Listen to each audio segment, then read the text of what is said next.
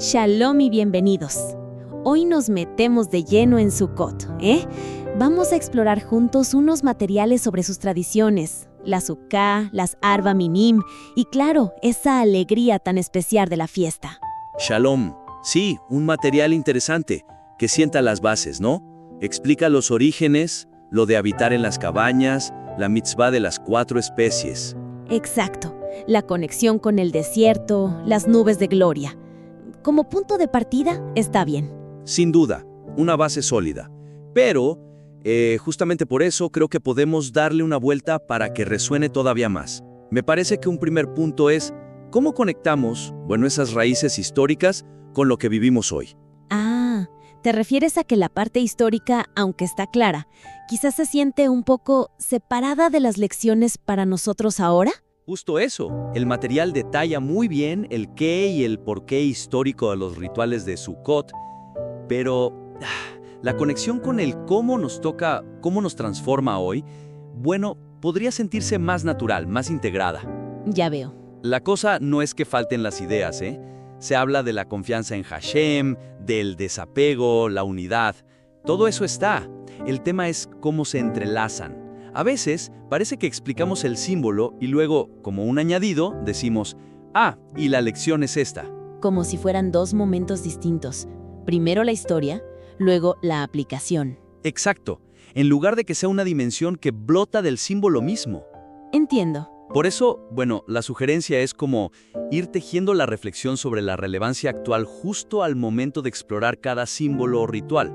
Es fusionar, digamos, la historia y la aplicación en una sola conversación. ¿Cómo sería eso en la práctica? Pues mira, un ejemplo concreto, la Sukkah. El material explica perfecto que recuerda la protección divina en el desierto, las Ananeia Kavod, las nubes de gloria. Y justo ahí, después de esa explicación, podríamos meter la pregunta viva. A ver, frente a nuestras seguridades de hoy, la casa sólida, la cuenta del banco, los planes que a veces son pura ilusión, ¿cómo esta fragilidad del azúcar que tocamos y vemos nos desafía ahora mismo a cultivar una dependencia en Hashem más consciente, más activa? No solo como un recuerdo, sino como una práctica espiritual para hoy. Claro, cambia el enfoque. No es solo recordamos que ellos dependían, sino, ¿y nosotros hoy cómo dependemos? Me gusta. Eso. O con las Arba Minim, las 4 especies. Se explica el simbolismo de unidad, cada especie un tipo de judío, precioso. Pero en vez de dejarlo ahí, podríamos seguir enseguida. El símbolo es potente, pero ¿y la acción? ¿Qué acciones concretas inspira esto en este Sukkot? ¿Cómo nos mueve a buscar de verdad en nuestra comunidad a los que son diferentes? Quizás los que tienen menos sabor o aroma, como dice la tradición, o simplemente piensan distinto. ¿Cómo construimos puentes reales, encarnando esa unidad que mostramos al juntar el Ulab y el Etrog? Pasar del símbolo a la acción. Exacto, del símbolo a la acción concreta que inspira hoy. Sí, encarnar el símbolo. Me gusta esa frase. Hace que la mitzvah vaya más allá del ritual y se vuelva un motor para actuar aquí y ahora. Es un desafío interesante para quien crea el contenido, ¿no? No solo informar, sino cómo activar esa conexión personal y práctica. Totalmente. Se trata de que cada elemento de la fiesta no sea una pieza de museo, sino una herramienta viva para crecer espiritualmente hoy. Y esto nos lleva a otra dimensión central del material. Supongo que hablas de la alegría, ¿no? El material resalta bien que Sukkot es Seman Simhatenu, tiempo de nuestra alegría, cita los mandatos de la Torá, y al mismo tiempo describe la Sukkah como algo precario, temporal. Correcto. Ambos puntos están claros, sí. Sin embargo, esa interacción, esa dinámica entre los dos, la alegría máxima que se nos pide justo cuando vivimos en la morada más frágil, creo que podría ser un eje temático todavía más central, más explorado. La debilidad, si se puede llamar así, no es que no se mencione, sino quizás no profundizar lo suficiente en la paradoja misma. Se habla de que leemos Kohelet, Eclesiastés, en Sukkot, con su idea del Hebel, lo efímero, la vanidad. Pero esta idea podría, integrarse más vitalmente en esa tensión. Fragilidad del azúcar por un lado, intensidad de la simjá, de la alegría por otro. A veces parecen dos datos sobre Sukkot, pero están conectados en la raíz. O sea, en lugar de decir Sukkot es alegría y Sukkot es fragilidad, explorar si Sukkot es alegría justamente gracias a la fragilidad. Algo así. Exactamente eso. Ahí está la oportunidad. Presentar esta aparente contradicción no como dos temas que van en paralelo, sino como el corazón paradójico y profundamente espiritual de la fiesta. La alegría no a pesar de la fragilidad, sino quizás posibilitada por ella. Suena potente. Podríamos articularlo de esta manera. A ver, la Sukkah nos quita nuestras seguridades físicas de siempre, ¿no? Las paredes fuertes, el techo fijo, nos obliga a mirar de frente nuestra dependencia fundamental de Hashem. Nos recuerda que la verdadera protección no viene del cemento. Y entonces, no es precisamente esa conciencia aguda de nuestra vulnerabilidad, de nuestra dependencia, intensificada por 7 días, la que libera el corazón para sentir la simjá. Una alegría que no se basa en si las cosas van o mal afuera, porque eso siempre cambia, sino en la conexión con lo eterno. Tiene mucho sentido. Una alegría que nace no de tener todo bajo control, sino de aceptar que no controlamos casi nada, excepto, nuestra relación con Él. Justo. Y como ejemplos concretos de cómo profundizar esto, podríamos empezar una sección preguntando directamente: ¿cuál es la conexión real, profunda, entre la estructura más vulnerable que habitamos, la Sukkah, y la emoción más fuerte que se nos pide sentir, la simjá? Abrir con la pregunta. ¿Sí? Y luego, desarrollar cómo reconocer el Hebel, la vanidad de las seguridades terrenales, como lo hace Kohelet de forma magistral, es en realidad una liberación. Nos permite soltar esa angustia por mantener ilusiones de que todo es permanente y así encontrar una alegría más auténtica, más duradera en nuestra conexión espiritual. Y conectar esto también de forma más clara con que Sukkot viene justo después de Yom Kippur. Claro, el contexto inmediato. Exacto. La simjá no es solo una alegría cualquiera. Es también la alegría específica de un alma que se siente recién purificada, que siente la cercanía de Hashem y está lista para vivir, aunque sea temporalmente, bajo su protección directa, sin importar si las paredes son de lona o de ladrillo. Es como la alegría de la expiación que culmina en una confianza total. ¡Wow! Eso sí que es potente. Conectar Kohelet, Yom Kippur, la fragilidad física y la simjá espiritual en un solo hilo. Transforma la alegría de Sukkot de algo solo festivo a algo existencial, espiritual. Es preguntarnos si esa vulnerabilidad que reconocemos puede ser la fuente misma de la alegría, no un obstáculo. Una reflexión que cala hondo, ¿eh? Y hay una tercera dimensión que el material toca y que también creo podría tejerse de manera más integral. A ver, déjame adivinar. La perspectiva universal, o la mesiánica. El material menciona cosas importantes como la profecía de Zacarías, capítulo 14, eso de las naciones subiendo a Jerusalén en Sukkot, la tradición de los 70 sacrificios por las 70 naciones. Incluso menciona la conexión con la Nueva Jerusalén en Apocalipsis. Exacto. Esas referencias son clave, muy fuertes, sobre todo para una audiencia que valora esa mirada hacia el futuro, ¿no? Pero a veces estas referencias a la dimensión universal y mesiánica de Sukkot, aunque están ahí, pueden parecer como elementos un poco sueltos, o que se añaden al final, en lugar de ser como un hilo conductor que atraviesa toda la fiesta. Ya veo. La posible debilidad, digamos, es una cierta fragmentación. El universalismo, la esperanza mesiánica, no son solo otros aspectos de Sukkot. Podrían presentarse como la culminación hacia la cual toda la fiesta, en su esencia misma, está apuntando, como el horizonte último de la recolección. Entiendo, no como un dato interesante más sobre Sukkot, sino como la meta final que le da luz a todo lo demás.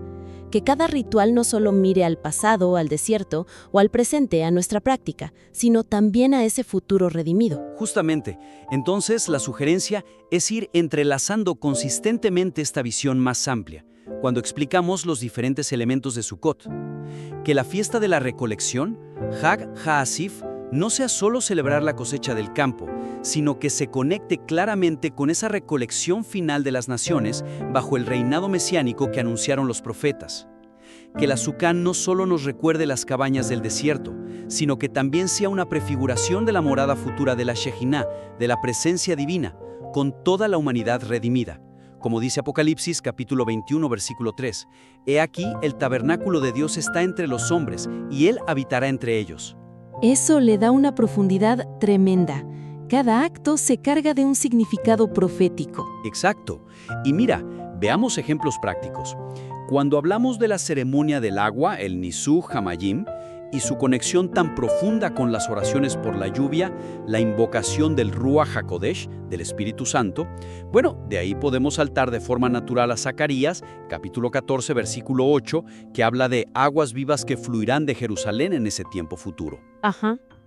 Y bueno, dependiendo del enfoque particular del podcast y su audiencia, hasta se podría mencionar cómo Yeshua, justo durante Sukkot, se puso de pie en el templo y dijo eso que leemos en Juan capítulo 7, versículos 37 y 38. Si alguno tiene sed, que venga a mí y beba. El que cree en mí, como dice la Escritura, de su interior correrán ríos de agua viva. Se conecta el ritual del agua con su cumplimiento mesiánico final. Es una conexión directa. Muy directa. Y de forma parecida, al hablar de la gran iluminación del templo, la Simchat Bet HaShoevah, no solo describirla como una fiesta de luz increíble, sino vincularla claramente con la Shejinah, con la gloria futura de la Nueva Jerusalén, donde Hashem mismo será la luz. Apocalipsis capítulo 21, versículo 23 dice, «La ciudad no tiene necesidad de sol ni de luna que la iluminen, porque la gloria de Dios la ilumina y el Cordero es su lumbrera». Y ahí también hay palabras de Yeshua, ¿no? Sí, en ese mismo contexto de Sukkot, Juan capítulo 8, versículo 12, «Yo soy la luz del mundo, el que me sigue no andará en tinieblas, sino que tendrá la luz de la vida». Son conexiones muy potentes que se pueden tejer. Incluso los ushpisin, los invitados espirituales que recibimos en la Sukkah. Claro, incluso los ushpisin podrían verse no solo como dar la bienvenida a figuras importantes del pasado, sino como un símbolo de nuestra preparación constante para recibir la presencia mesiánica y esa gran reunión final. Cada aspecto de la fiesta puede resonar con esa esperanza última. Es fascinante cómo al tejer esta perspectiva de forma continua, Sukkot cambia, ¿no? Ya no es solo una fiesta agrícola o histórica. Se convierte en un ensayo anual de la redención final. Una celebración profética que mira hacia atrás y hacia adelante y nos pone a nosotros en medio de ese gran plan. Nos invita a ver nuestra propia Sukkah, nuestra comunidad, como pequeño reflejo de esa reunión universal que esperamos. Es una visión muy inspiradora, la verdad. Y esa es la idea, ¿no? Enriquecer cómo entendemos y vivimos la fiesta, haciendo que todas sus capas de significado, la histórica, la de hoy, la espiritual, la mesiánica, dialoguen entre sí de una manera fluida y fuerte. Muy bien. Creo que hemos perfilado 3 áreas clave para, digamos, potenciar este material sobre Sukkot. Para resumir, el primer punto era integrar mejor la relevancia para hoy, ¿verdad? Que cada símbolo nos hable directamente a nuestra vida. Sí, fusionar la explicación histórica con la aplicación práctica enseguida, usando ejemplos como el desafío de la fragilidad de la Sukkah frente a nuestras seguridades modernas o cómo el símbolo de unidad de la Arba Minin nos llama a acciones concretas y acercamiento en la comunidad. Perfecto. El segundo punto era meternos de lleno en la paradoja central de Sukkot, la alegría en medio de la precariedad. No verlos como temas separados, sino como el corazón mismo de la fiesta. Exacto. Articular claramente cómo esa conciencia de la fragilidad y la dependencia que la Sukkah y Kohelet resaltan puede ser la fuente misma de una simjá más profunda, más auténtica, sobre todo después de la purificación de Yom Kippur. La idea era explorar esa conexión íntima como tema central. Y finalmente, el tercer punto, tejer la visión universal y mesiánica de manera más integral a lo largo de toda la explicación de la festividad. Así es. Que no sean solo referencias aisladas al final, sino ir mostrando consistentemente cómo la recolección apunta a la reunión final de las naciones, cómo la Sukkah prefigura esa morada divina futura, y cómo rituales como el del agua o la luz resuenan con las profecías de Zacarías, las visiones de Apocalipsis y las declaraciones hechas en el templo que apuntan a su cumplimiento final. Excelente. Son ajustes que, estoy segura, pueden llevar el material de ser una buena descripción a ser una exploración realmente transformadora y profunda de Sukkot, muy en línea con lo que busca nuestra audiencia. Esperamos que esta charla detallada dé perspectivas valiosas y herramientas prácticas para refinar este trabajo sobre una fiesta tan rica. Confiamos en que sí. El material de base ya es muy bueno, y con estos enfoques puede brillar todavía más. Como siempre, invitamos a quien nos compartió este material a seguir trabajándolo, a probar estas ideas y, si quiere, compartirlo de nuevo con nosotros. Siempre es un gusto dialogar sobre cómo comunicar mejor las profundidades de nuestra fe y tradición. Chag Sameach.